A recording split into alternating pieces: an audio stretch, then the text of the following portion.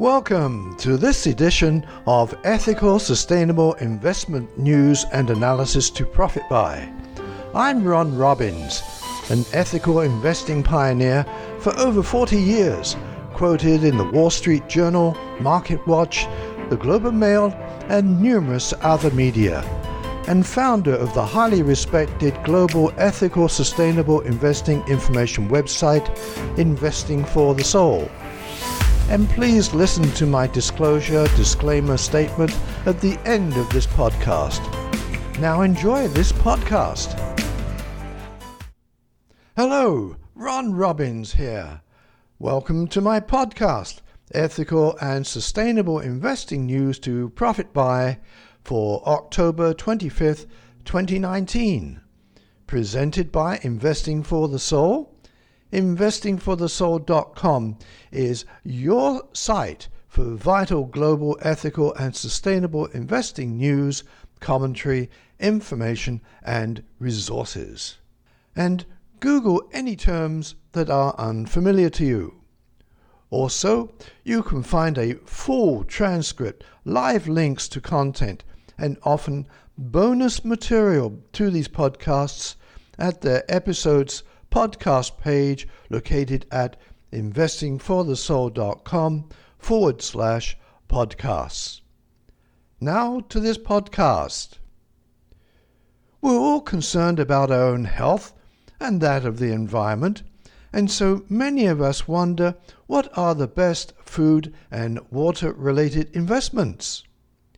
Well, regarding sustainable food, Marie Latini writes about 3 of the best food funds in an article titled 3 Funds Tapping into Sustainable Food Trends that appear on the Portfolio Advisor site. By the way, Maria Latini is Executive Director of the FAIR, that's F-A-I-R-R, initiative, a well-regarded global investor network raising awareness of ESG risks and opportunities around intensive livestock production. So she knows the field. The first fund she writes about is Rebecca Sam's Sustainable Food Equity Fund. She says that this fund invests in potential solutions to the major environmental and social challenges facing the food sector. End quote. The second fund is Pictet's Nutrition Fund. In describing the fund, Ms. Latini remarks that this fund invests in companies that are developing solutions to help secure the world's food supply. End quote. The third fund, BNP Paribas Smart Food Fund. Commenting on this fund, she says that this fund invests in food companies that conduct a significant proportion of their business in the food supply chain and meet sustainability criteria related to issues such as carbon emissions and nutritional content. End quote. Incidentally, investment in these funds may not be available for purchase in some countries. Also, for a good overview of plant-based protein food manufacturers, David Yaffe-Bellany has written an excellent article in the New York Times titled The New Makers of Plant-Based Meat, Big Meat Companies. Companies reviewed include Tyson Foods, Inc., Smithfield Foods, Purdue Farms, Hormel, and Nestle. Regarding companies engaged in sustainable water resources, Olivier Romand, writing for CNBC in a post titled Money from Socially Responsible Investors Flows into U.S. Water Stocks. She discusses 3 top related stocks. The first stock she covers is Aqua America, which she says is up about 33% in 2019. Though she doesn't say much more than that about the company. Her second stock is American States Water Company. She writes about it saying that if an environmentally minded fund genuinely wanted to invest based on water scarcity, then this is the most sensible investment, as the company is based in California, which has been stricken by drought for years. She adds that its stock price is up about 38% in 2019. Ms. Raimondi's last stock pick is American Waterworks, which she says has always operated with sustainability principles in mind and performs slightly better than its peers in ESG ratings. The New Jersey-based company implemented a more comprehensive ESG strategy about 2.5 years ago. Its stock is up about 35% in 2019. End quote. Hey, when you look down on your smartphone, do you ever wonder if it was manufactured sustainably and whether the company making them is a good ethical investment? Well, Tim Nash, in his frequent Stock Showdown column on corporate nights, compares Apple and Samsung's phone manufacturing and how these companies rate overall in their sustainability and stock price performance. Comparing the companies, Mr. Nash states that, sustainability-wise, while Samsung may have been ahead of the curve 10 years ago, it's starting to fall behind on a few fronts. Meanwhile, Apple still has more to do, but it's been more aggressive about some of its environmental goals. I would consider the companies tied for now, but it won't be long before Apple takes the lead if it continues on the current trajectory. From a financial perspective, it's a bit of a toss-up, he says. Both companies have performed well over the past 5 years, with more potential growth as new innovations emerge that keep consumers lining up for product launches. End quote. ESG ETFs are hot, and I'm going to reference 2 new articles that each recommend 7 ESG ETFs. Now, I don't have time to quote these articles on each of their recommended funds, so for the links to these articles and fund ticker symbols, go to this podcast page at investingforthesoul.com/podcasts and scroll down to this edition. The first article is titled 7 ESG ETFs to buy for responsible profits by Will Ashworth on the Kiplinger investment site.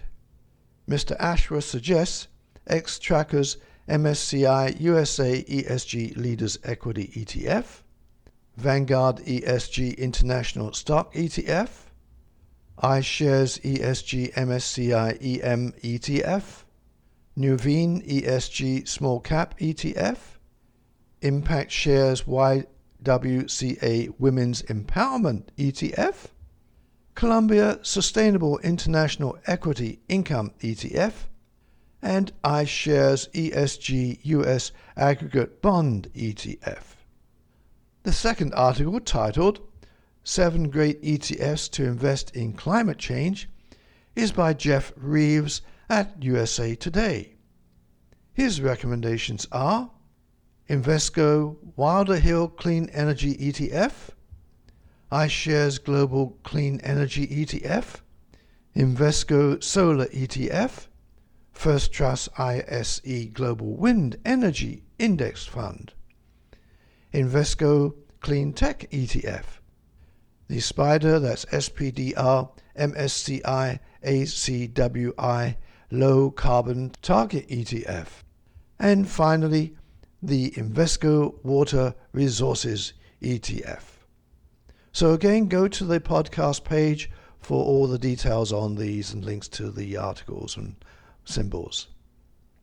I've covered many analysts in past podcast episodes who've recommended solar stocks, so I was hesitant to include more solar stocks this time. However, when I saw the stocks referred to by Larry Rama in an article titled 3 Solar Stocks to Buy for a New Day in Solar Energy on the Investor Place site, I see he added 2 new companies not previously covered in these podcasts.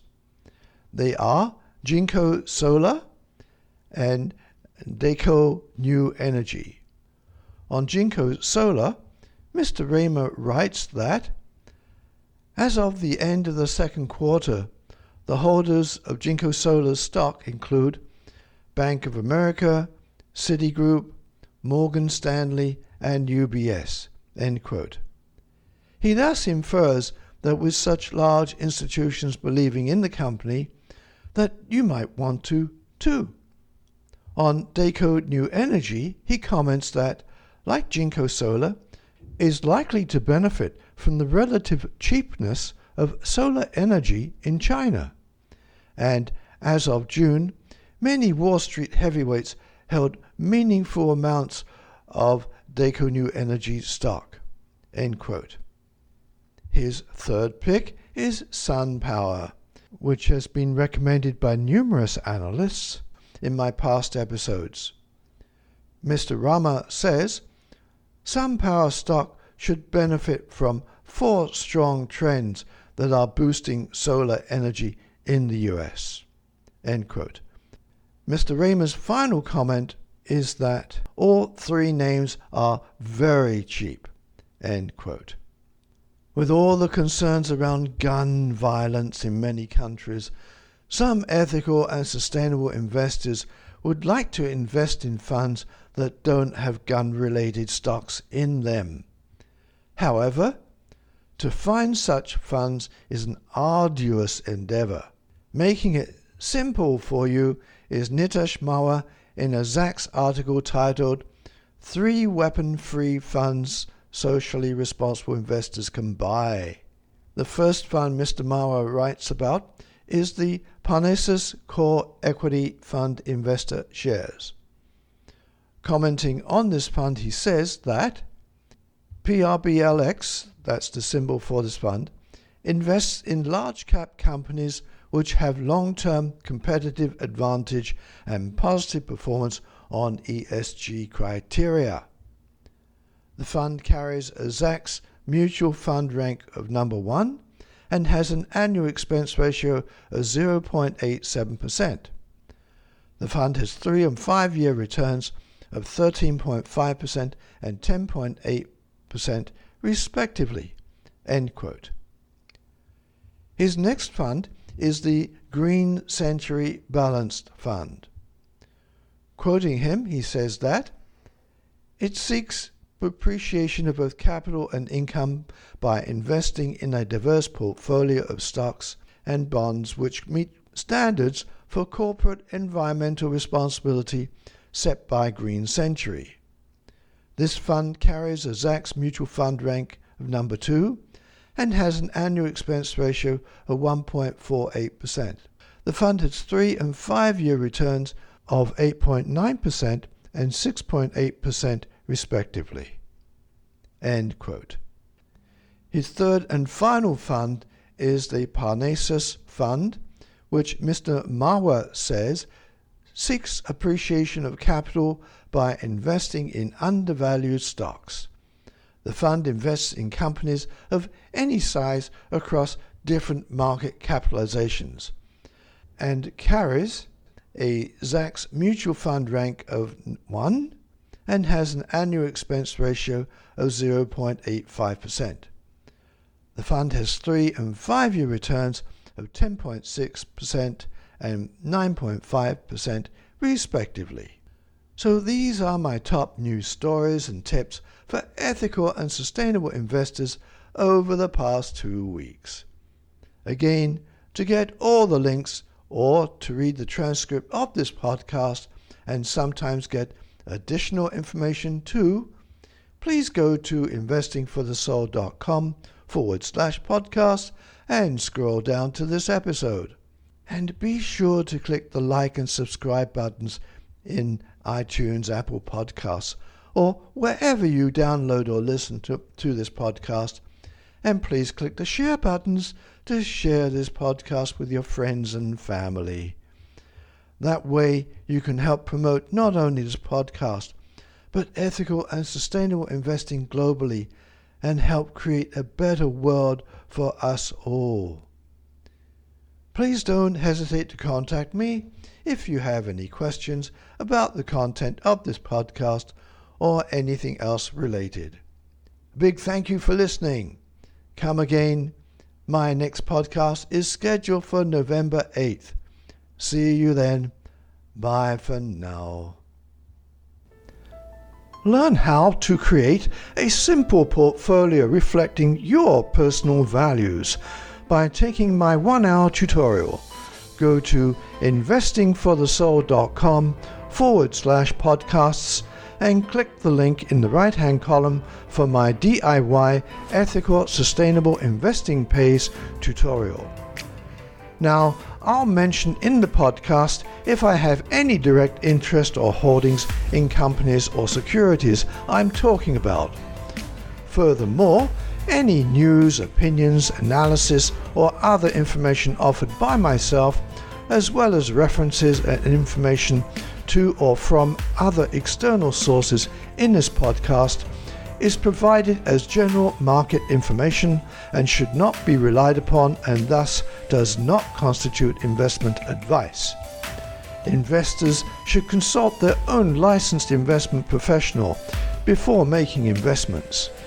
Also, I will not accept liability for any loss or damage, including without limitation any loss of profit, which may arise directly or indirectly from use of or reliance on information in this podcast. Do contact me at ronr@investingforthesoul.com. Signing off, this is Ron Robbins.